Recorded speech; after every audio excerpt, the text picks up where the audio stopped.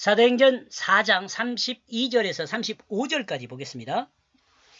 그러면 그들의 믿음들로, 물이 그들의 믿음들로 마음과 뜻이 하나가 되고 있다. 그러므로 어떤 사람도 자신이 준비한 것 하나라도 자신의 것이라고 말하는 자가 없었다. 그러므로 그들 자신의 모든 물건을 통용하고 있다. 하나님의 뜻을 따라 성령으로 거듭난 사람은 자기중심이 없어졌습니다. 없어지고 자기중심이 없어요. 오직 하나님의 뜻을 중심으로 그 사람이 새롭게 정리되게 됩니다. 그러므로 사람들의 마음은 하나가 됩니다. 곧 하나님의 뜻을 따르는 마음이 되는 거죠. 하나님의 뜻을 이해한 사람은 창조주 하나님을 기억합니다. 인정합니다. 주권이 자신에게 있는 것이 아니라 하나님께 있음을 알고 인정합니다. 그러므로 자신의 것이라 주장하는 것이 없습니다. 있을 수 없죠. 자신이 없는데. 자기중심이 없어요. 모든 것을 위한 것입니다. 모든 것은 모두를 위한 것입니다.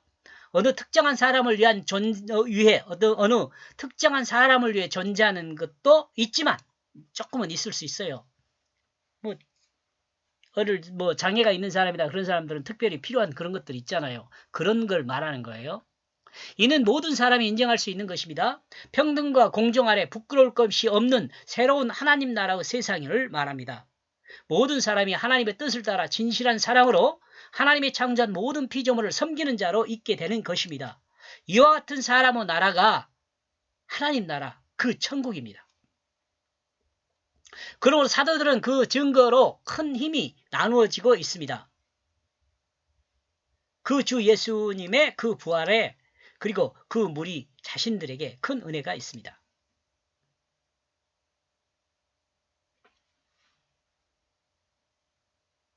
이게 여러분 여기 읽으면 좀 이해하는 그 주 예수 그리스도의 부활에 그 증거로 큰 힘이 나누어지고 있습니다. 이렇게 읽으면 돼요.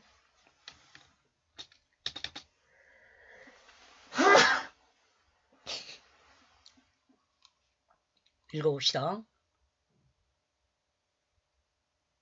예수님의 제자들인 베드로와 요한의 증거를 따라 예수 그리스도의 그 부활의 의미를 알고 있는 무리는 자기중심이 죽고 하나님의 뜻을 따르는 하나님 말씀 중심의 사람이 되었습니다.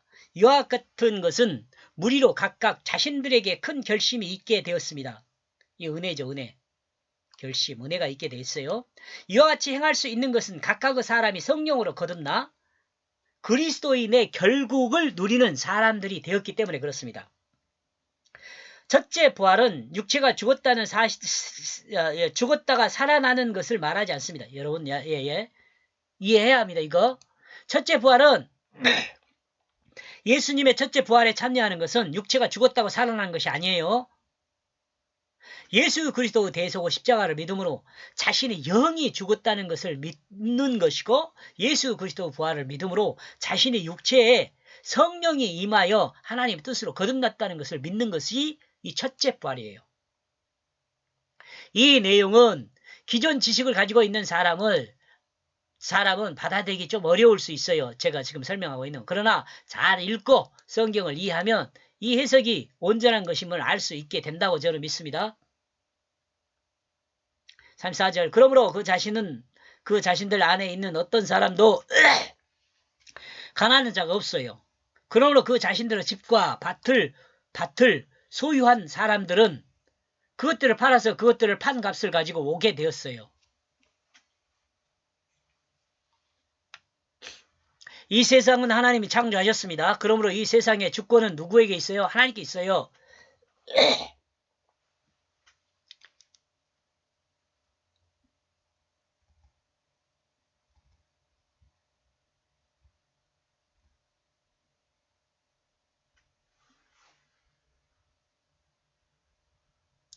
이를 알게 된 그리스도인은 자신의 소유가 없습니다. 또 하나님 아버지의 자녀가 되어 부족한 것도 없어요. 가난하지 않아요.